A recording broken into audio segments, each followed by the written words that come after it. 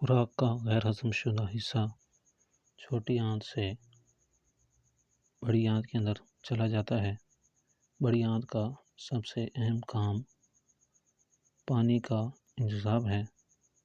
پانی کے انتظام کے بعد خوراک کا غیر ہضم شدہ حصہ یہاں مزید ٹھوس ہو جاتا ہے، جسے فضلہ کہتے ہیں۔ لارج انٹسٹائن کے 3 حصے ہیں، پہلا سیکم، دوسرا کولون اور تیسرا ریکٹم کہلاتا ہے۔ سیکم ایک تھیلی نما حصہ ہے جس کا ایک سرا بند ہوتا ہے۔ سیکم ایلیم اور کولون کے درمیان میں پایا جاتا ہے۔ سیکم کے بند سرے سے ایک انگلی کی طرح کی ساخت نکلتی ہے جو کہ اپینڈکس کہلاتی ہے۔ بعض اوقات خوراک اپینڈکس کے اندر داخل ہو جاتی ہے، جس کی وجہ سے اپینڈکس میں سوزش ہو جاتی ہے۔ اس سوزش کو اپینڈیٹس کہتے ہیں۔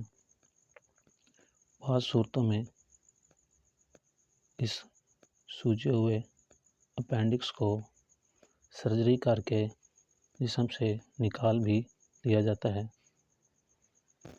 دوسرا حصہ کولون کہلاتا ہے۔ کولون لارج انٹسٹائن کا سب سے بڑا حصہ ہے۔ یہ یو شیپ کا حصہ ہے۔ اگر آپ اس ڈائیگرام میں دیکھیں، یہ جو یو شیپ حصہ نظر آ رہا ہے، یہ کولون کہلاتا ہے۔ کولون کے 4 حصے ہیں۔ سب سے پہلا حصہ اسینڈنگ کولون ہے، جو کہ سیکم سے اوپر کی جانب رائٹ سائڈ پر موجود ہوتا ہے، یعنی سیکم سے اوپر لیور کی طرف جا رہا ہے۔ اس پارٹ کو اسینڈنگ کولون کہتے ہیں۔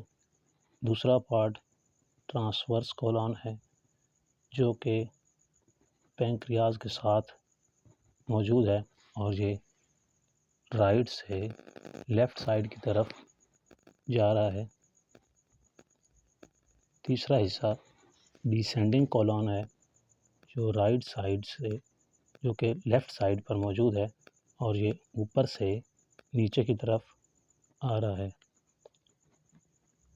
اور چوتھا اور آخری حصہ سیگموئڈ کولون ہے، جو کہ ایک ایس شیپ سٹرکچر ہے۔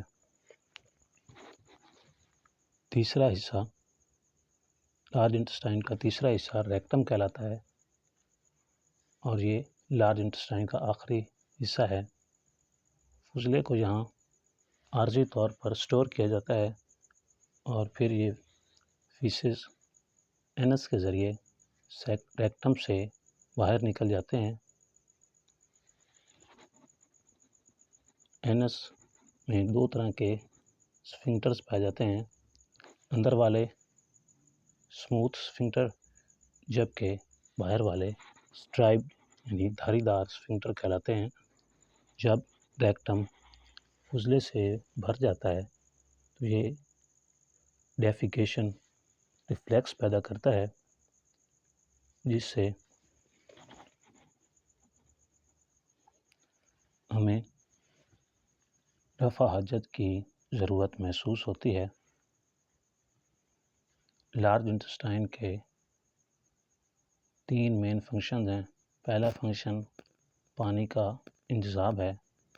دوسرا وائٹامن کے کی تیاری۔ ہماری لارج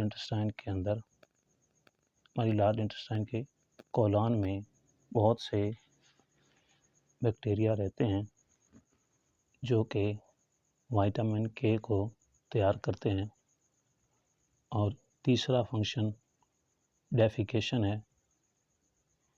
ڈیفیکیشن کے دوران خوراک کا غیر ہضم شدہ حصہ اینس کے راستے جسم سے باہر نکالا جاتا ہے۔ اگر لارج انٹسٹائن کے اندر پانی کا انتظام زیادہ ہو تو اس سے جو بیماری پیدا ہوتی ہے وہ کانسٹیپیشن یا قبض کہلاتی ہے۔ اور اگر پانی کا انتظام کم ہو تو اس سے جو بیماری پیدا ہوتی ہے وہ ڈائریا کہلاتی ہے۔